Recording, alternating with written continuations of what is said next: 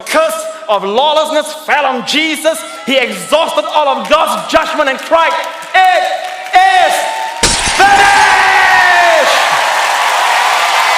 जब मूसा के ज़रिए से शरीयत दीन, मूसा जब 2 लोहे लेकर आया पत्थर की नीचे, पहाड़ से नीचे जब आया तो उन्होंने नीचे सोने का बछड़ा बनाया जिसकी वो परस्तिश कर रहे थे। तो पहला हुक्म ही शरीयत का वो तोड़ चुके थे, हालांकि अभी शरीयत का एक हुक्म भी उन्होंने नहीं सुना था। और हुक्म क्या है कि तू मेरे हुजूर गैर मबूद को ना मानना, ना उनकी परस्तिश करना, ना उनको सिजदा करना। 10 हुक्म लेकर आया तो पहला हुक्म ही तोड़ दिया। फिर क्या हुआ? शरीयत की डिमांड क्या है, शरीयत का तकाजा क्या है? जहाँ गुनाह है वहाँ सज़ा होनी चाहिए। तो क्या हुआ? मूसा ने गुस्से में दोनों लोहे तोड़ दी और बाइबल कहती है कि 3,000 लोग मौके पर ज़मींदोज़ हो गए, ज़मीन के अंदर धंस गए, मर गए। क्यों? क्योंकि शरीयत तकाजा करती है जहाँ गुनाह है वहाँ मौत दी जाए, वहाँ सज़ा दी जाए उस गुनाह की जो भी उसने गुनाह किया है। आमीन। अब इस हवाले में क्या है, पौलुस हमें बताता है कि गुनाह चूँकि हमें आ चुका है, लेकिन शरीयत जो है वो गुनाह हमारे अंदर जो बसा हुआ है उसे जाहिर करती है। कब? जब हम ये कहते हैं खुदावंद हम पाक हैं, खुदावंद हम रास्त हैं, खुदावंद हम ये हैं, खुदावंद हम वो हैं, खुदावंद हमने ये किया, खुदावंद हमने वो किया, तेरे हुक्मों पर चलते रहे।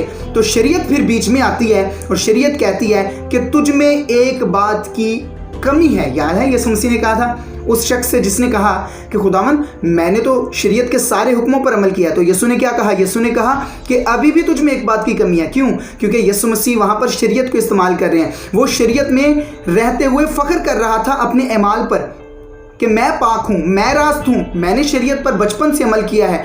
लेकिन शरीयत पर अमल कोई शख्स नहीं कर सकता था। इसलिए यीशु मसीह ने उसे याद दिलाया कि तू कह रहा है कि तूने शरीयत पर पूरा अमल किया है, लेकिन तूने शरीयत का सबसे पहला हुक्म ही तोड़ा है। यानी तू दौलत को खुदा मानता है, सारा मालो दौलत, सारी शान शौकत जो तेरी है उसे बेच, गरीबों को दे, बांट दे, तुझे आसमान पर खजाना मिलेगा और मेरे पीछे बोले। लेकिन क्या हुआ? वो उदास सा होकर, बाइबल में लिखा है, वो उदास सा होकर चला गया। अब शरीयत क्या करती है? शरीयत कैसे काम करती है?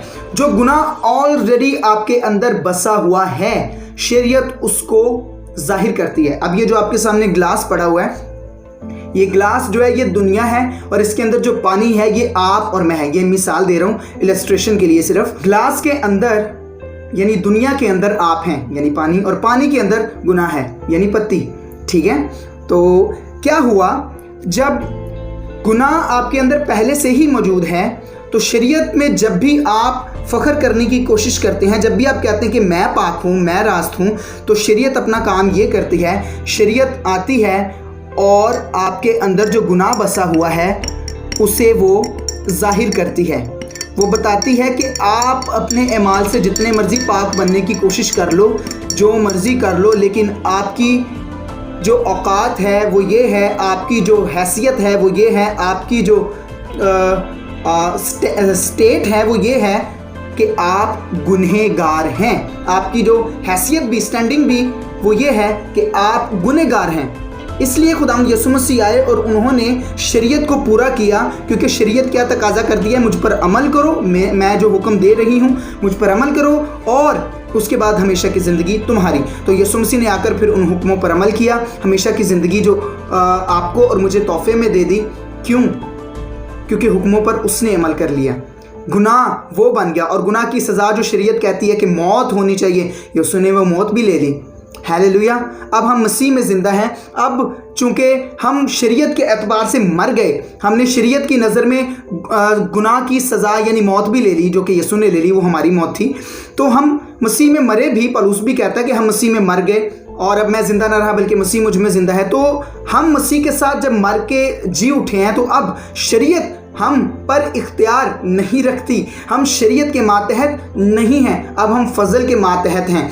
अब जो है शरीयत को इस्तेमाल करके गुनाह फिर से ईमानदारों को बहकाना चाहता है, जैसे उसने पौलुस को बहकाया। मैंने हवाले में पढ़ा था, उसने कहा 9वीं आयत में, एक ज़माना में शरीयत के बगैर मैं ज़िंदा था, मगर जब हुक्म यानी शरीयत आई तो गुनाह ज़िंदा हो गया और मैं मर गया। और जिस हुक्म का मंशा यानी मकसद ज़िंदगी था, वही मेरे हक़ में मौत का बायस बन गया, क्योंकि गुनाह ने मौका पाकर हुक्म के ज़रिए से मुझे बहकाया। गुनाह ने शरीयत के ज़रिए से किसको बहकाया? पौलुस को। आज भी जब हम कोई मिस्टेक कर देते हैं, जब हम कोई गुनाह कर देते हैं, तो शरीयत के ज़रिए से गुनाह हमें बहकाने की कोशिश करता है। कैसे?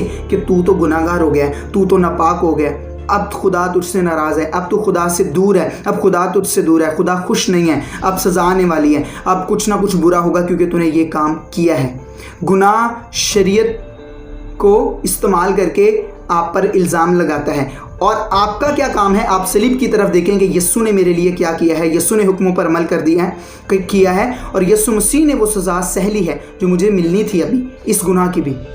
आमीन। अब आपने अपनी हैसियत को पहचानना है। मसीह को कबूल करने के बाद आप हमेशा के लिए रास्तबाज हो गए हैं। अब गुनाह आपके अंदर नहीं बसा हुआ, आप हमेशा के लिए रास्तबाज हैं खुदा की नज़र में, पाक हैं खुदा की नज़र में, कामिल हैं खुदा की नज़र में। इसलिए अब शरीयत को इस्तेमाल करके आपको जब भी गुनाह बहकाने की कोशिश करे, आपको बताए कि आप गुनहगार हैं, आपके अंदर गुनाह है, आपने ये किया, आपने वो किया, तो आपने ये याद करना है कि यीशु ने क्या किया। आमीन। यीशु ने क्या किया आपके लिए? जब उसने सब कुछ कर दिया तो आप फजल से, ईमान के ज़रिया से, यीशु मसीह के फिनिश्ड वर्क की बुनियाद पर बच चुके हैं, आज़ाद हैं और निजात पा चुके हैं, जस्टिफाइड हैं, सेंटिफाइड हैं। हालेलुया।